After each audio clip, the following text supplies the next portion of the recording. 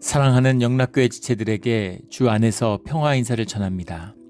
오늘은 2014년 11월 15일 금요일입니다. 오늘의 묵상 본문은 이사야 54장 1절로 17절까지의 말씀입니다. 오늘 본문 말씀 54장 1절부터의 말씀은 이렇게 시작합니다. 잉태하지 못하며 출산하지 못한 너는 노래할지어다.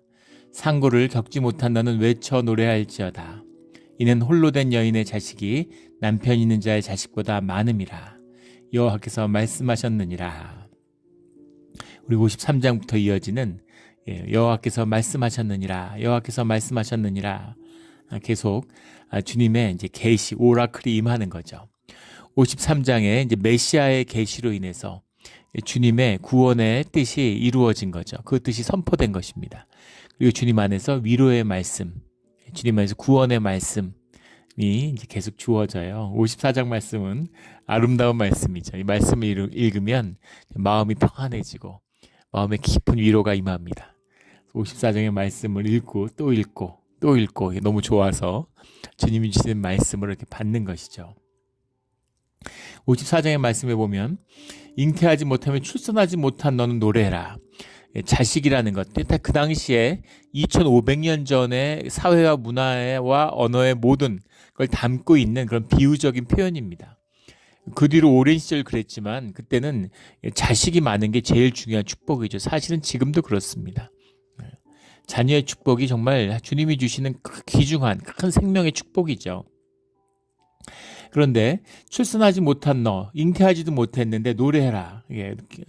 감사하고 기뻐하라는 거죠. 자식이 많기 때문이다, 이런 겁니다.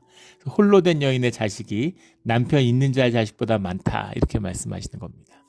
어떻게 이럴 수가 있어요? 어떻게 홀로 됐는데 자식이 많을 수가 있습니까?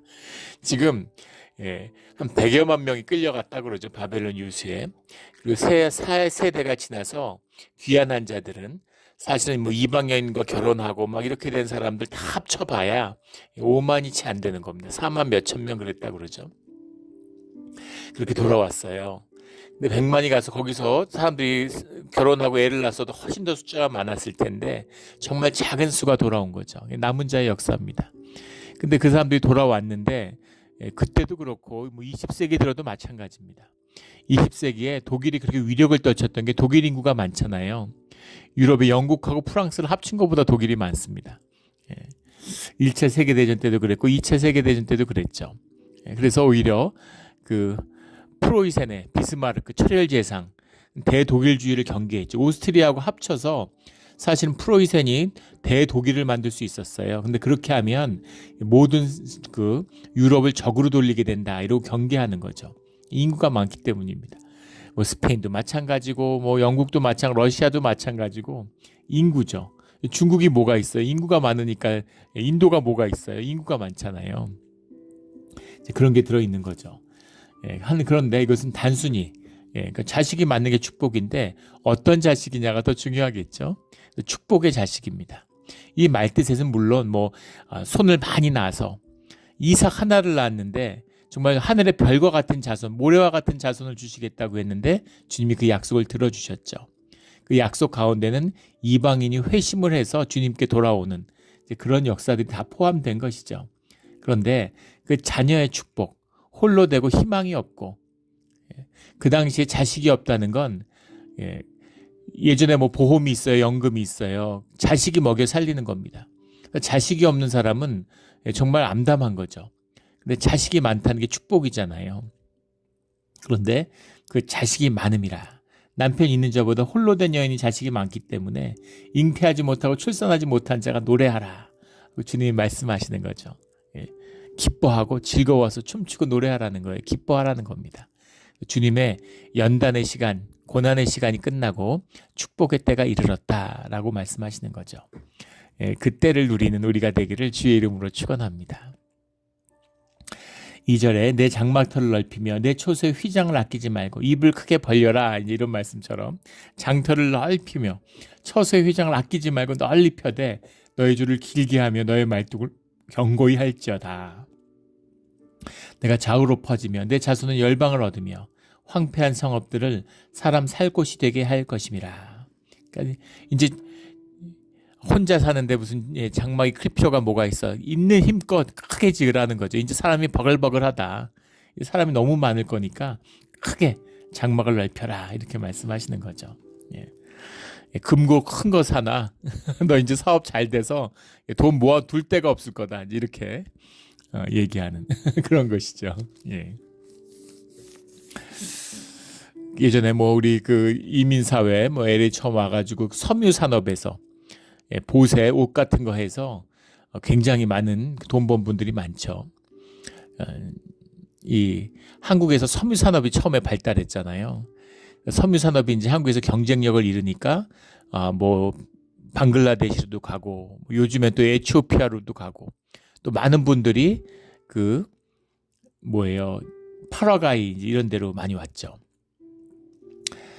그래서 이제 그런 데서 옷을 해가지고 미국에 납품해서 파는 이제 그런 일도 많이 하셨고 또 그런 그 보세 옷 파는데 소매점 또 이런 걸 해가지고 또 돈 번 분들도 많고 근데 그런 분들이 뭐 전설 같은 얘기들 예, 돈을 벌었는데 쓰레기 봉지 큰 거 그럼 뭐 20리터 막 이런 거 거기다가 돈을 하루 종일 모아가지고 집에 가서 그걸 세야 될 거 아니에요.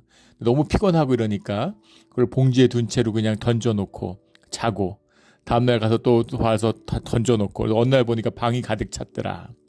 뭐 그런 얘기도 제가 들어본 적이 있고 또 어떤 분은 돈을 모아서 방에다 놓는데 돈 냄새가 많이 난다고 그러죠. 돈을 모아 놓으면은 돈 냄새가 심하다는 거예요. 그래서 그게 이제 집에다가 방에다 두면 나중에 냄새 때문에 되게 힘들어진다고. 그래가지고 돈을 쌓아두기 위해서 집을 한 채 샀다 뭐 이런 얘기를 들은 적이 있습니다. 보지는 못했고 놀라운 이야기죠. 그런 거예요. 좌우로 펴지며 장막터를 넓히고 처소의 휘장을 아끼지 말고 그 텐트의 천을 아끼지 말고 있는 대로 한번 크게 지어봐. 그것도 부족하게 될 거다. 이런 축복의 말씀인 거죠. 4절에 두려워하지 말라. 내가 수치를 당하지 아니하리라. 놀라지 말라. 내가 부끄러움을 보지 아니하리라. 내가 내 젊었을 때의 수치를 잊겠고 과부 때의 치욕을 다시 기억함이 없으리니. 이때는 이런 남편을 잃고 혼자 됐다는 것을 저주로 받아들였기 때문에 그걸 수치스럽게 생각하는 거예요. 혼자 살아간다는 거를. 문화적인 배경이 담겨 있는 거죠. 과부가 수치스럽다는 얘기가 아니라. 그래서 그 모든 부끄러움과 어려움들 이런 것들을 더 이상 겪지 않는다. 5절에 이는 너를 지으신 이가 내 남편이시라. 오늘의 핵심적인 주제죠. 너를 지으신 이가 내 남편이다. 네 남편이다라는 건 뭐예요? 하나다라는 거죠. 둘이지만 하나인 거죠. 주님이시지만 나와 하나 되신 거죠. 남편이잖아요. 부부의 비밀. 부부는 무촌이죠. 촌수가 없고 하나니까. 부부간에는 뭐 그게 없잖아요. 재산상에. 남편께 부인 거고 부인께 남편 거고. 부인이 전혀 사업을 안 했어도 미국에서 남편이 돈을 벌면 그거는 부인하고 남편이 반반의 권리를 가지죠. 이혼하면은 절반의 재산권을 인정하잖아요. 공동의 재산이라고 보기 때문인 거죠. 그게 남편의 비밀입니다. 그 이상이 있죠. 예전에도 나눈 적이 있는 것 같은데 권사님 한 분이 예전에 그런 말씀을 하세요. 그 돈을 써보면 돈 쓰면 좋잖아요. 근데 그 아버지 부모가 주신 돈을 쓰면은 뭔가 이렇게 떳떳하지가 않다는 겁니다. 마음에 불편함이 있다는 거죠. 떳떳하지가 않다고 그래요. 그런 게 있죠. 자식이 준 돈을 갖고 쓰면은 그게 그렇게 미안하답니다. 아직 뭐 경험해보지 못해서 잘 모르겠지만 자식이 돈을 벌어다 주면은 그걸 그렇게 쓰기가 어렵대요. 그걸 쓰면 그렇게 미안한 마음이 든다는 거예요. 왜 그럴까요? 일생을 바쳐서 자식 키웠는데 자식이 벌어다 준 돈 쓰면 좋잖아요. 근데 그 미안하고 그런 분들 많잖아요. 돈 주시면 용돈 주면 다 모아놨다가 손주 주고 이런 분들 교회 권사님들 많이 계시죠. 그래서 자식이 주는 돈도 마음대로 못 쓴다는 겁니다. 당신이 번 돈은 또 그게 아까워서 그렇게 펑펑 못 쓴다는 거예요. 내가 번 돈, 이게 내가 벌었다고 생각하면은 그게 그렇게 아깝답니다. 그런데 남편이 벌어다 준 돈은 다다익선이라는 거죠. 쓸수록 좋고 많을수록 좋고 떳떳하고 그 기분도 좋고 아깝지도 않고 너무 좋다는 거예요. 남편이 벌어다 준 돈은 많을수록 좋다. 이게 이제 부부의 비밀이죠. 기쁨을 누릴 수 있는 거죠. 상대방의 헌신을 내가 누림으로써 그 삶이 피어나는 비밀이 있는 겁니다. 미안하지 않는 거예요. 서로가 좋은 것이죠.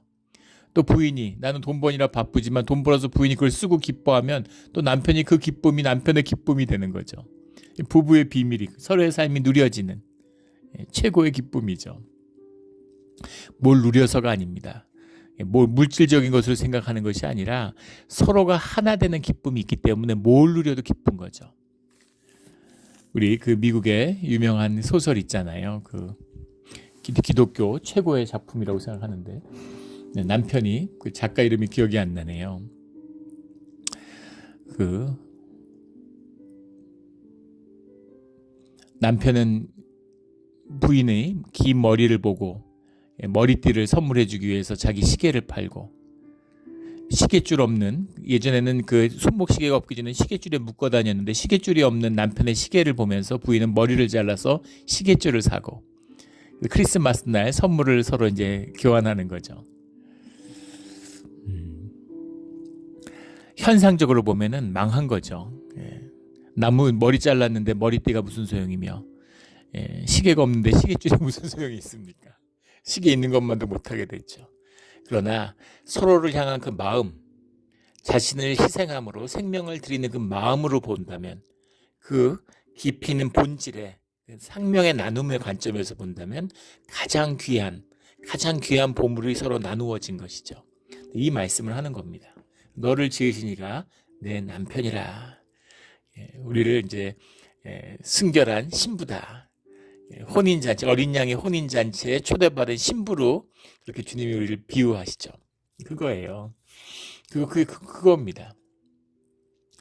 신부가 됐다는 거. 나는 남자인데 왜 신부가 됐을까? 너는 내 아들이다. 나는 딸은 어떡하고? 다 그 비유적인 표현인 거죠. 아들은 유업을 받으니까 딸은 시집을 가지만 유업을 받는 자다, 유업자다 이런 의미가 들어있고 남편이다, 부인이다라는 건 하나가 된다 이제 그 의미인 거죠. 너를 지으신 이가 내 남편이라.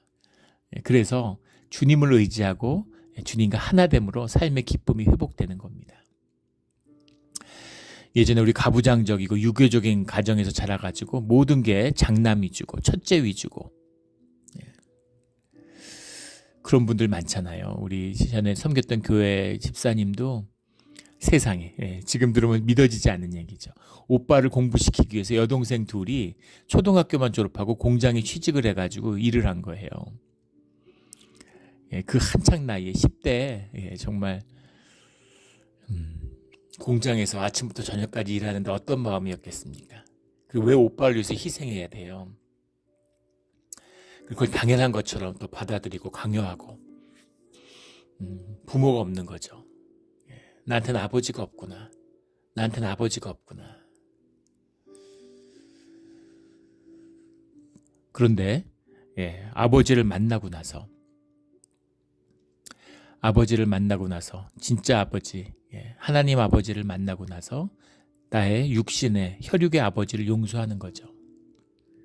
아버지가 아버지의 사랑으로 나의 삶을 다 채우셨기 때문에 내 삶이 회복되고 그 긍휼과 자비의 눈으로 부모를 바라볼 수 있게 되는 거죠. 이게 신앙의 비밀, 주님과 함께하는 비밀입니다. 우리 교인 중에도 그런 고백을 제가 들었어요. 자식이 여럿인데 딸이니까 대학 공부 안 시켜주는 거죠.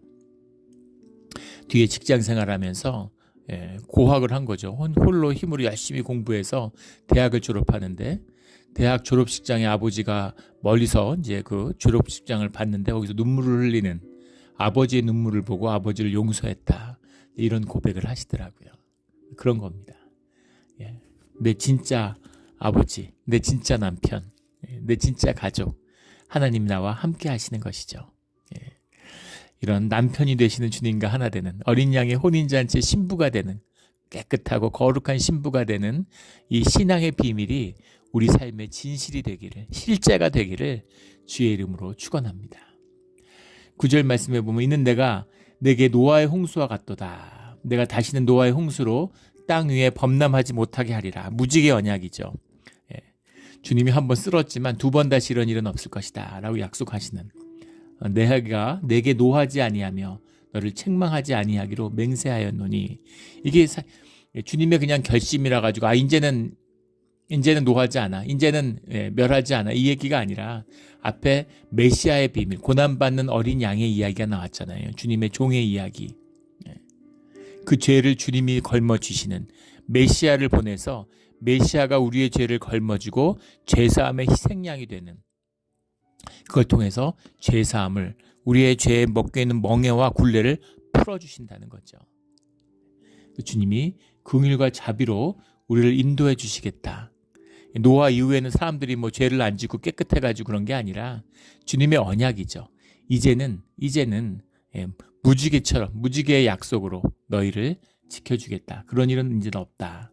이런 약속을 주시는 겁니다. 이게 사랑이 이기는 거죠. 부부가 싸우면 누가 이길까? 사랑이 적은 사람이 이깁니다. 사랑이 많은 사람이 지죠. 안 살 거면 이기죠. 근데 같이 살 거면 지는 사람이 이기는 거죠. 사랑이 많은 사람, 아쉬운 사람이 집니다. 자식하고 부모하고 싸우면 누가 이기나요? 자식이 백전백승이죠. 부모가 양보하고 지게 돼 있어요. 부모의 사랑이죠. 그런 겁니다. 주님이 우리한테 지시는 거예요. 그게 그 비밀이죠. 야, 너 그러면 안 돼. 너 이러면 안 돼. 이랬는데 너 이놈의 자식 이러고 야단쳤는데 절대 그러면 안 된대. 안 되는데 너 그러면 너는 내 자식도 아니야. 너 그러면 내 얼굴 넌 다시는 못 볼 줄 알아. 근데 사고치고 감옥에 가 있는 거예요. 그럼 엄마가 또 음식을 해가지고 면회를 가고 찾아가고 영치금도 넣어주고 이러는 거죠. 편지도 쓰고 몸 건강하게 있다가 잘 나오라고, 간수님 말씀 잘 들으라고, 그리고 저 자식을 기다리는 거죠. 이게 사랑이잖아요. 그런 겁니다. 주님이 우리에게 지고 또 져 주시는 거죠. 언제까지 지느냐? 생명의 목숨을 내줄 때까지 그렇게 져 주신다는 겁니다. 이게 주님이 주시는 영원한 자비의 말씀인 것이죠.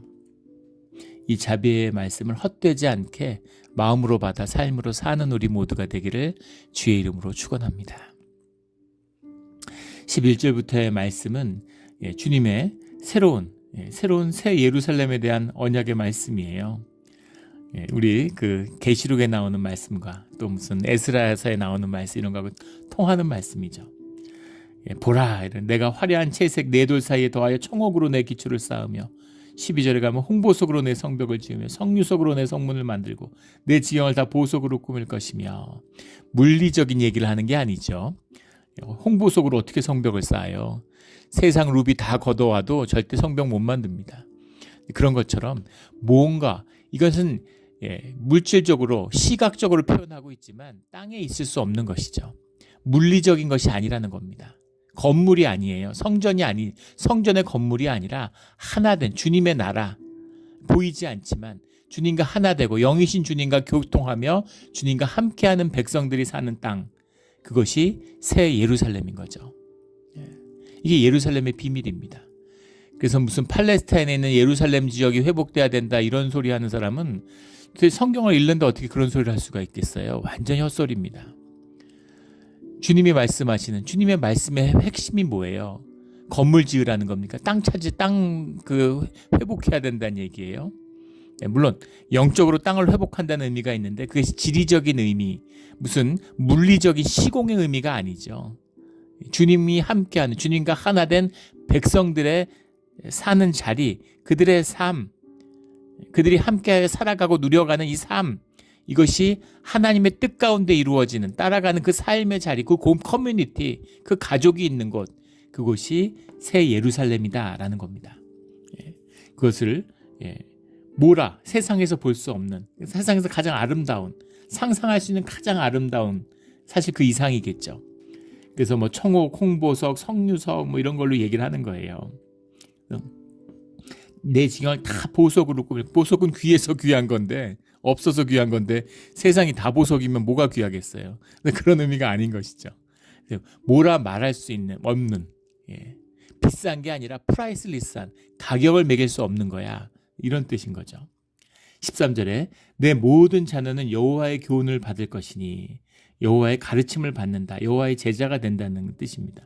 내 자녀에게는 큰 평안이 있을 것이며 여호와의 자녀에게 큰 평안이 있다는 것. 이게 주님의 큰 축복. 자녀의 축복, 생명의 축복이죠. 하나됨의 축복이에요. 하나되면 다 축복을 누리는 겁니다. 주님이 교회의 축복을 보면 교회 모든 분이 다 축복을 누리는 거예요. 교회에서 누군가 새벽에 기도하면 그 기도가 모두의 기도가 되는 겁니다. 그래서 기도가 무너지고 중보가 무너지면 기도 안 하는 사람을 책망하시는 게 아니라 주님이 기도하는 사람을 책망해요. 믿음이 연약하고 교회에서 제구실을 못하는 사람들을 주님이 문제 삼는 게 아니라 교회의 중심이 되어서 교회를 섬기는 중직자들에게 주님이 책임을 물으시는 겁니다. 이것이 하나됨의 비밀이에요. 그래서 다 같이 기도하면 그러면 그게 나의 축복이 되는 겁니다. 그래서 중보의 기도가 귀하고 기도하는 분들이 귀한 것이죠. 그래서 그걸 귀하게 그 소명과 사명을 그 사람이 기도하기 때문에 귀하다는 게 아니라 그 사람이 짊어진 소명과 사명이 귀한 것이죠. 주님의 부르심이 귀한 겁니다. 그래서 그걸 귀하게 여기는 거예요. 그래서 교회가 이제 아름다운 교회들, 건강한 교회들을 보면 교회 중직자들을 귀하게 여기죠. 그래서 찬양대가 있으면 우리도 우리 찬양 연습하는데 뭐 음료수도 갖다 주시고 매주 뭐 아이스크림도 같이 사오고 이렇게 섬겨드리는 거예요. 아니 찬양대가 찬양 연습하는데 나한테 그게 아니죠. 예배, 아름다운 예배를 드리고 그 한 번에 드리는 예배가 우리가 주님과의 관계를 완전히 바꾸는 겁니다. 막 짝사랑하다가 편지를 하나 전달하면 관계가 변하죠. 함께 얼굴을 한번 보면 관계가 변하죠. 함께 식사를 한번 하면 관계가 또 퀀텀 점핑을 하는 거죠. 함께 손을 잡으면 그러면 또 관계가 변화되는 겁니다. 그런 거예요. 한 번의 예배로 주님과 우리와의 관계가 업그레이드 되는 겁니다. 그러면 더 깊은 비밀이 열려요. 나의 비밀이, 세상의 비밀이, 내 삶과 이 세상을 완전히 바꿀 수 있는 한 번의 예배가 있는 겁니다. 그게 예배의 비밀이고 주님과 함께하는 비밀이죠. 그 비밀 가운데 자녀가 있는 거예요. 그래서 자녀들이 축복을 누리는 겁니다. 그래서 뭐 교회를 다니네 안 다니네 이런 게 중요한 게 아니에요. 자식이 교회를 안 나가는데 뭐 안 나갈 때도 있는 거죠. 우리가 청소년기에 부모의 모든 걸 다 부정하잖아요. 자기 에고를, 자기의 자아와 의식을 만드는 기간이니까. 또 10대에 부모의 뜻을 거적하고 방황한다고 해서 그런 저 나쁘다, 싹수가 없다 이렇게 얘기하겠어요? 그럼 진짜 뭘 모르는 거죠. 그때 말 잘 듣고 모범생이고 이러는 그런 시기를 한 번은 겪게 돼 있어요. 10대에 겪으면 좋은 겁니다. 그걸 눌러놨다가 40대, 50대에 경험하면 가정이 깨지고 이러는 거죠. 그러는 것처럼 주님을 거부하고 내 힘으로 살아보겠다고 떠날 때가 있어요. 그게 의식이잖아요. 의식의 힘으로 한번 살아보는 것이죠. 그래서 그렇게 한번 살아보는 거예요. 20, 30대에. 할 수 있는 걸 해보는 겁니다. 근데 40이 넘으면 돌아와야죠. 삶에 그런 깊이 있는 자기를 실현하는, 자아가 아니라 자기를 실현하는, 에고가 아니라 셀프를 실현하는, 주님이 주신 형상을 실현하는 삶의 완성을 해야 되는 그 부르심의 때가 있는 겁니다. 근데 그 유업이 그때까지 자녀를 위해서 기도하고 자녀 하나가 되어서 자녀에게 늘 축복하는 부모가 돼야 되는 거예요. 그것이 기도하는 신앙인의, 말씀으로 살아가는 신앙인의 비밀입니다. 그게 중요한 거죠. 그래서 그런 부모를 가진 자녀들은 그 축복을 누리는 거예요. 그런 할아버지 할머니를 가진 손자들은 그 축복을 누리는 겁니다. 처음에 그걸 몰랐어요. 그래서 도대체 이건 뭘까? 교회 다니는 신비가 있죠. 그런 축복을 누리는 분들이 있습니다. 물론 교회가 타락하고 교리로 무너지고 이래서 그런 사람을 찾기가 너무 힘들어요. 그런데 그런 축복의 자녀들이 있습니다. 그걸 보면서 정말 부럽죠. 그리고 우리의 자녀들도 그런 자녀가 되기를 간절히 소원하는 겁니다. 그 유업을 주님이 주시는 거죠. 15절에 보라, 그들의 분쟁을 일으킬지라도 나로 말미암지 아니한 것이니 누구든지 너와 분쟁을 일으키는 자는 너로 말미암아 패망하리라. 원문의 정확한 뜻은 나로 모이는 자들, 나에게 저항하기 위해서 모이는 것이 아니었을지라도 너를 대항하기 위해서, 너에게 저항하기 위해서 모이는 자들은 다 망한다, 이런 얘기예요. 주님께 저항하면 당연히 망하는 건데 나한테 저항했다고 왜 망해야 되나? 주님과 내가 하나이기 때문인 거죠. 주님께 저항한 거나 마찬가지죠. 한미 동맹이잖아요. 그래서 한국이 전쟁할 때 미군이 와서 수만 명의 청년들의 목숨을 잃었습니다. 지금 미국이 그걸 할 수 있겠어요? 꿈도 못 꿀 일인데 어떻게 그 시대에는 그랬는지. 주님의 역사하심이겠죠. 주님의 긍휼하심일 겁니다. 한국을 지켜주기 위해서 전쟁이 끝날 것 같은 상황이었는데 수만 명이, 미국뿐 아니죠, 유엔에서 16개국이 와가지고 같이 싸웠어요. 처음 있는 일이었고 아마 마지막이 아닐까 싶습니다. 그런 일이 또 있을 수 있을까요? 16개국이 유엔군을 만들어서 싸웠습니다. 그래서 세상에 듣도 보도 못하던 에티오피아에서 와서 피를 흘리고, 터키에서, 태국에서, 필리핀에서, 그리스에서 와서 청년들이, 한창 때 청년들이 와서 대한민국을 지키겠다고 피를 흘린 거예요. 대한민국 이걸 잊어서는 안 되죠. 근데 동맹국이니까 또 미국이 전쟁할 때 베트남에서, 아프가니스탄에서, 이라크에서 전쟁하는 데마다 한국이 군대를 보내주잖아요. 함께 싸우잖아요. 너의 전쟁이 나의 전쟁이고 나의 전쟁이 너의 전쟁인 거죠. 그런 겁니다. 그것이 동맹의 힘인데, 하물며 부부인데 부부인데 더 말해 뭐 하겠어요. 부부인데 더 말해 뭐 하겠습니까. 그래서 너를 향해서 분쟁을 일으킨 자는 너로 말미암아 패망한다. 이게 주님의 축복하는 역사죠. 주님의 축복하는 자를 축복하면 그 축복이 내게로 옵니다. 주님이 약속이잖아요. 너를 축복하는 자를 축복하겠고 너를 저주하는 자는 저주를 받는다. 주님이 그 축복을 우리에게 주시는 거죠. 17절의 말씀에 보면 너를 치려고 제조된 모든 연장이 쓸모가 없을 것이라. 일어나 너를 대적하여 송사하는 모든 혀는 내게 정죄를 당하리라. 너를 송사하고 너를 정죄하려고 한 건데 그 모든 것이 오히려 정죄를 당한다는 거예요. 그게 무슨 말이에요? 우리가 의의 기준이 됐다는 거죠. 우리가 어떻게 의의 기준이 될 수 있어요? 주님이 우리를 의롭다 하시기 때문이죠. 주님이 우리와 함께 하시는, 주님이 의시기 때문인 겁니다. 의의 기원이고 의의 모든 것이죠. 그게 주님이시기 때문이에요. 근데 이는 여호와의 종들의 기업이다라고 하는, 기업이라고 쓴 말이 그 나할라트라는 말인데, 이게 기업보다는 유업인 거죠. 유산인 거예요. 내가 부자예요. 내 일도 안 하고 가진 뭐 한 것도 없는데 내가 부자야. 아버지 돈을 받았기 때문이죠. 아버지 돈이 왜 네 돈이냐? 아버지 돈은 내 돈인 거죠. 남편 돈은 부인 돈이고 부인 돈은 남편 돈이고, 어떻게 그럴 수가 있어? 유업이기 때문인 거죠. 이게 나할랏입니다. 물려받은 것. 근데 여기는 내 거니까 너한테 줬어, 네 거니까 나한테 줬어, 그 이상인 거죠. 하나 된 가족의 의미가 들어있는 겁니다. 그래서 주님의 유업이 내 유업이에요. 주님의 의가 내 의예요. 주님의 복이 나의 복이에요. 그래서 그걸 누리며 살아가는 그 복을 맛본다는 겁니다. 도대체 그게 무슨 복일까? 우리가 상상도 할 수 없죠. 우리는 약간 맛을 봤죠. 교회에서 삶에서 약간의 맛을 봤습니다. 수박을 껍데기를 핥았는데 너무 좋은 거예요. 수박을 깨서 그 안을 먹으면 어떻겠습니까? 그런 복을 누리는 것이죠. 그런 복을 약속하신, 그걸 누리라고 우리를 보내셨어요. 그걸 누리고 공부하고 똑똑하고 막 그거 하라고.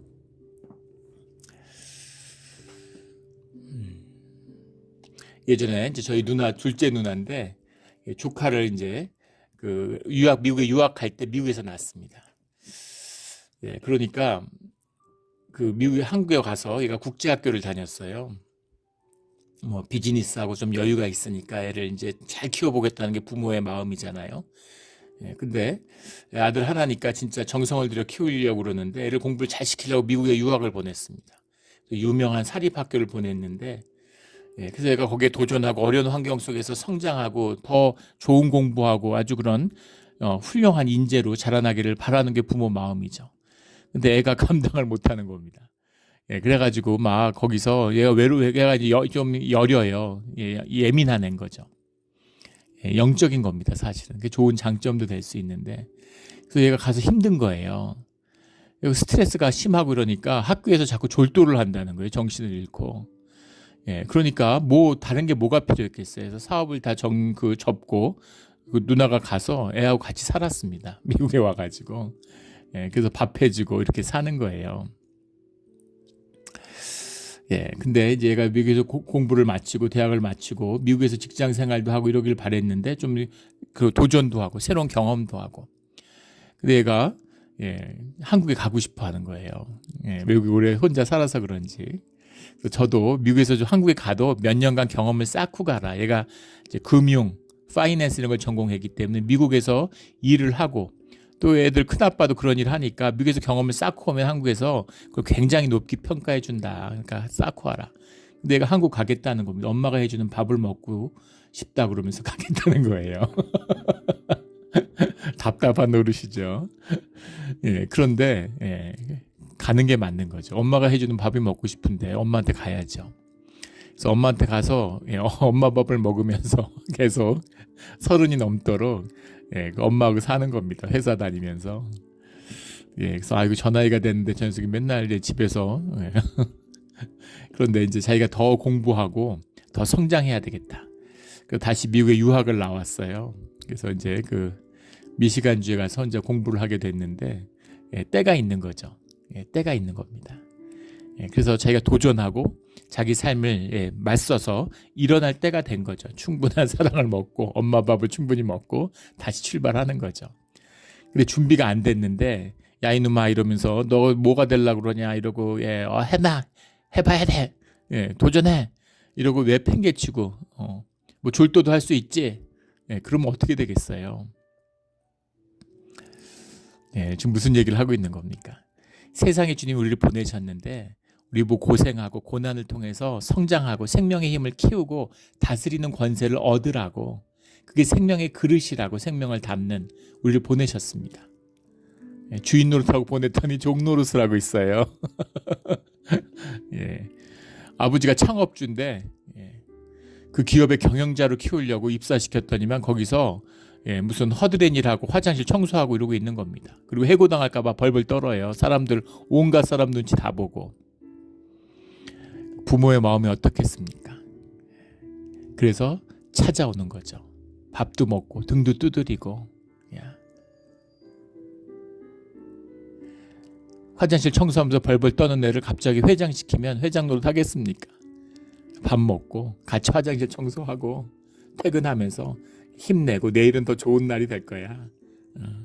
너는 앞으로 더 훌륭하게 더 많은 일들을 감당할 수 있어. 화장실 청소하는 게 나쁘다는 게 아니죠. 주님의 소명과 보내신 부르심에 응답해야 된다는 그런 의미입니다. 그렇게 성장하고 자라가는 거예요. 무슨 일을 하는 게 중요한 게 아니라 가장 중요한 건 뭐냐면 내가 아버지의 아들이라는 것을 알고 자각하는 겁니다. 그 소명을 부르심에 응답하는 거예요. 그것이 우리를 이 땅에 보내신 주님의 뜻이죠. 그래서 엄마 밥을 10년이 아니라 뭐 100년 먹을 수도 있겠죠. 주님과 함께하는 그 사랑으로 삶이 충분히 채워지는 겁니다. 근데 중요한 것은 거기서 끝은 아니라는 거예요. 우리 칩그레이스가 나와서 말랑말랑한 주님은 우리의 마음을 위로하셔. 주님은 나를 즐겁게 하고 내 편이시지. 맞아요. 그런데 마음을 위로하기 위해서 우리에게 오시고 우리와 함께 하시는 게 아니라 주님의 나라가 이 땅에 임하는 그 주님의 공의가 이 땅에 펼쳐지는 그 역사를 위해 부르심을 받았다는 겁니다.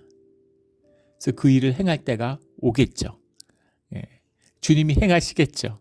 그 자리에 주님과 함께하고 그 꿈을 함께 꾸면서 주님과 동행하는 우리가 되어야 되는 것이죠. 이것이 이사야 선지자의 말씀입니다. 이것이 너의 여호와의 종들의 기업이다. 여호와의 종들의 유업이다. 축복이고 부르심입니다. 이 부르심이 우리의 축복이 되고 우리 자녀의 축복이 되고 우리 이 시대에 이 시간에 축복이 되는 그 일들을 만나는 우리가 주 안에서 남은 자, 주의 자녀가 되기를 예수 그리스도 이름으로 축원합니다. 아멘. 기도드리겠습니다. 하나님 아버지 감사합니다. 오늘 54장의 말씀 너무 귀하고 한마디 한마디가 마음에 깊은 위로가 되고 평안이 됩니다.